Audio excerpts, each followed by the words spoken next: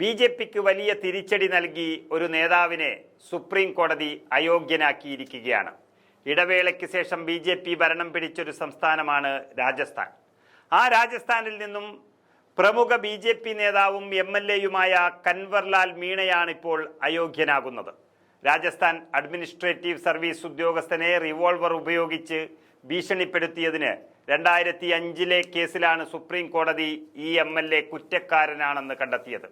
നേരത്തെ ഈ കേസിൽ ഹൈക്കോടതി എം.എൽ.എക്ക് 3 വർഷത്തെ തടവ് ശിക്ഷ വിധിച്ചതാണ്. പിന്നാലെ കേസിൽ നിന്ന് രക്ഷപ്പെടാൻ നേതാവ് സുപ്രീം കോടതിയെ സമീപിക്കുകയായിരുന്നു. എന്നാൽ രാജസ്ഥാൻ ഹൈക്കോടതിയുടെ മെയ് 2 ഉത്തരവ് പരിശോധിക്കേണ്ട കാര്യമില്ലെന്ന് പറഞ്ഞ സുപ്രീം കോടതി ആ ഉത്തരവ് ശരിവച്ച് എം.എൽ.എയെ തൂക്കി അകത്തിടാൻ കൽപ്പിക്കുകയായിരുന്നു.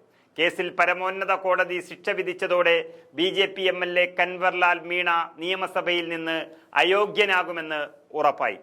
1951 ജനപ്രാതിനിധ്യ നിയമത്തിലെ സെക്ഷൻ 8(3) പ്രകാരം 2 വർഷമോ അതിൽ കൂടുതലോ തടവ് ശിക്ഷ ലഭിച്ച ഒരു നിയമനിർമ്മാതാവിനെ സഭയിൽ നിന്ന് അയോഗ്യനാക്കുമെന്ന് അടിവരയിട്ട് പറയുന്നുണ്ട്. മീണയുടെ അയോഗ്യതാ വിഷയത്തിൽ അഡ്വക്കേറ്റ് ജനറലിന്റെയും മറ്റു മുതിർന്ന അഭിഭാഷകരുടെയും അഭിപ്രായം തേടിയെന്നാണ് രാജസ്ഥാൻ നിയമസഭാ സ്പീക്കർ വാസുദേവ് ദബ്നാനി പറഞ്ഞിരിക്കുന്നത്. നിയമത്തിന്റെ ഉള്ളിൽ നിന്നുകൊണ്ടുള്ള നടപടിക്രമങ്ങൾ സ്വീകരിക്കുമെന്നും പറയുന്നു.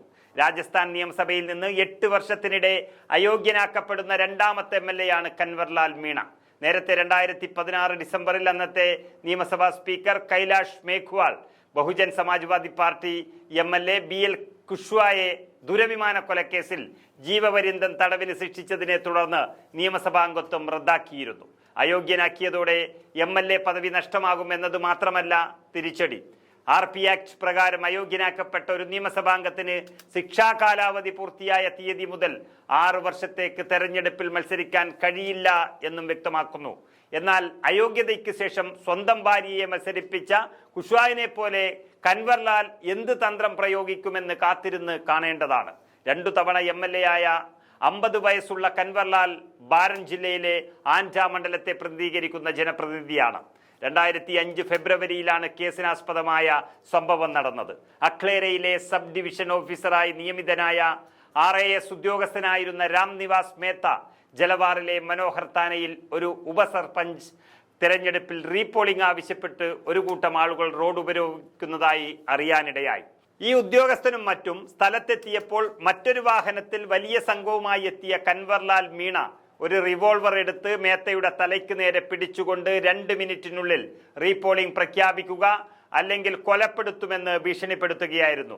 ഈ കേസാണ് ബി.ജെ.പി എം.എൽ.എക്ക് തന്റെ പണി പോകുന്ന അവസ്ഥയിലേക്ക് കാര്യങ്ങൾ എത്തിച്ചത്.